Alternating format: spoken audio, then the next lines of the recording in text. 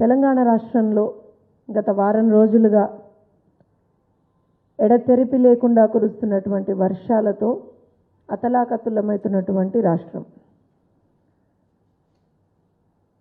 ప్రగతి భవన్లో కూర్చొని నేను సమీక్షా సమావేశాలు పెడుతున్నా, ప్రెస్ మీట్ పెడతా, ఇళ్ళని తిడతా, ఆళ్ళని తిడతా అని చెప్పి కూర్చుని మాటలు చెప్పేటువంటి ముఖ్యమంత్రి తప్పించి క్షేత్రస్థాయిలో ఇవాళ రోజున ప్రజలు పడుతున్నటువంటి ఇబ్బందులని గమనించేటువంటి నాయకుడు ఎవరన్నా ఉన్నారా అనేటువంటిది అధికార పక్షంలో ఉన్నటువంటి వాళ్ళు ఒకసారి ఆలోచన చేసుకోవాలి. ముఖ్యంగా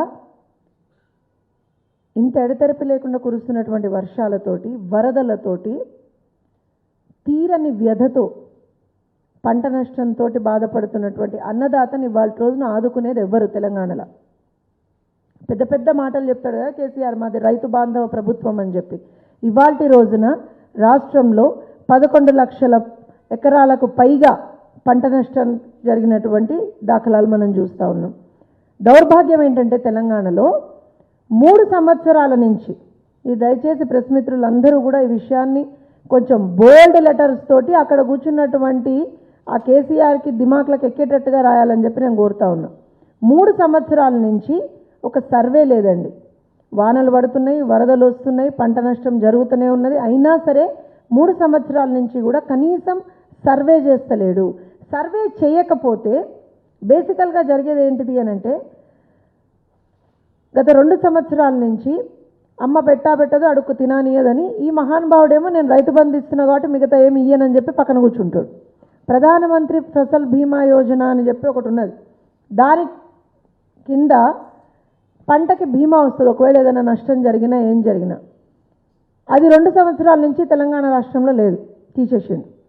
ఎందుకు తీసేసినామయ్యా అంటే సమాధానం లేదు, సర్వేలు లేవు. ఎంత పంట నష్టమైంది అనేటువంటిది కూడా ఎక్కడా కూడా సర్వే లేదు గత 3 సంవత్సరాలుగా, 2 సంవత్సరాలుగా.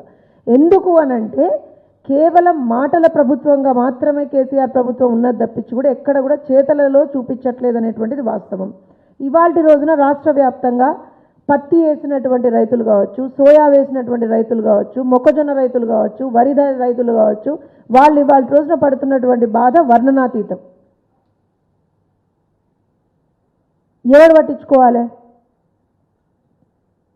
రెయిన్ కోట్లు వేసుకొని నెత్తి మీద గొడుగు పెట్టుకొని మేము తిరుగుతున్నాం అని ప్రజల్లో చెప్పుకుంటున్నటువంటి ఈ నాయకులు ఎవరైతే అధికార పక్షంలో ఉన్నటువంటి నాయకులు ఉన్నారో వాళ్ళని అడుగుతున్నాం మేము.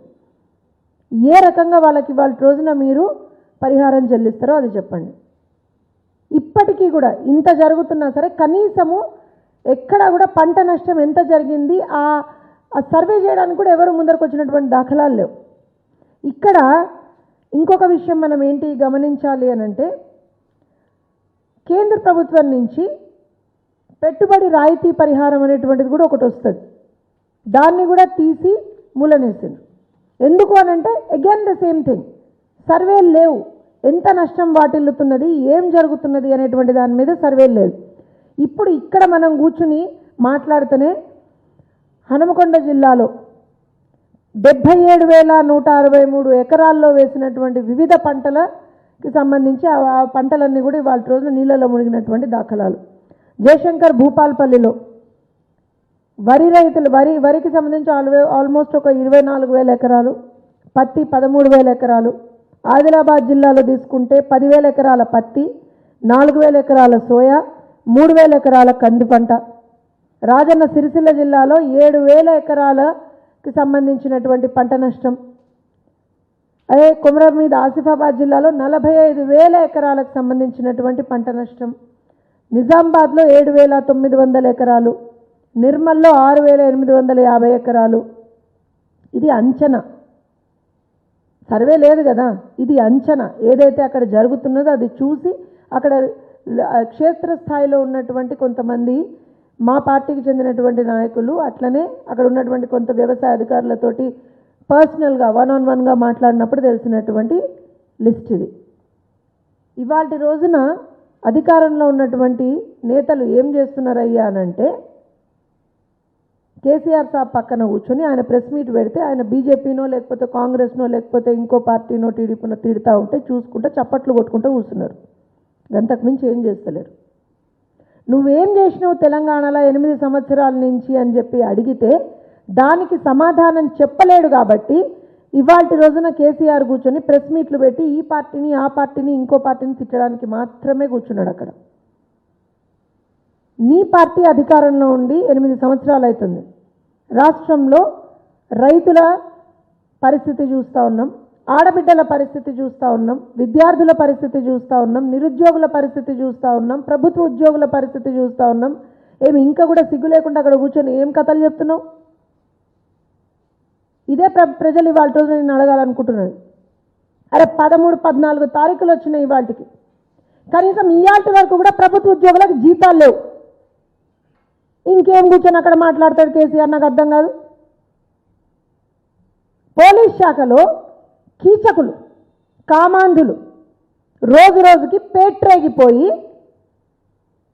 ఆడవాళ్ళని ఇబ్బంది పెడతా ఉంటే, చంపే స్థాయి వరకు వస్తూ ఉంటే కూడా కనీసం నోరు మెదపడయ్యా ఈ హోమ్ మినిస్టర్. ఉన్నాడో మరి పోయిండో మాకైతే నిజంగా అర్థమవుతలేదు ఇవాళ రోజున మనం కనుక తీసుకుంటే ఒక 4-5 రోజుల వ్యవధిలో సిఐ నాగేశ్వరరావు కావచ్చు, ఎస్ఐ విజయ్ కావచ్చు, ఎస్ఐ భవానీ సేన్ కావచ్చు, 3 ఘటనలు చూసినాం. మేము వాళ్ళని సస్పెండ్ చేసినామని చెప్పి చేతులు దులుపుకుంటారా? ఇట్లనే మీరు సస్పెండ్ చేసినటువంటి అదే మారేడుపల్లి పిఎస్కి చెందినటువంటి ఒక అధికారి 1 సంవత్సరం క్రితం మీరు సస్పెండ్ చేస్తే తర్వాత ఆయన ఎలుగబెట్టినటువంటి కథలేంది? ఇవాళ ఆయన ఆల్మోస్ట్ డిఎస్పీ ర్యాంకులు ఉన్నాడండి. ఇది నేను చెప్తున్నటువంటి మాట కాదు, పేపర్లలో వచ్చినటువంటి కథనాలు ఇవి. పోలీస్ శాఖలో ఇంతగానం అరాచకం నడుస్తూ ఉంటే కనీసం ఆ శాఖని ఓవర్వ్యూగా రివ్యూ చేయాల్సినటువంటి మంత్రి గారు, హోమ్ మినిస్టర్ గారు ఎక్కడున్నారు? ఉన్నారా అసలు సార్ మీరు తెలంగాణలో? లేకపోతే ఏదైనా వరదలు వస్తే ఎక్కడైనా కొట్టుకపోయినరా? అడుగుతున్నారు ప్రజలు. మరి ఆడబిడ్డల మీద అఘాయిత్యాలు జరిగితే నోర్మేపడు.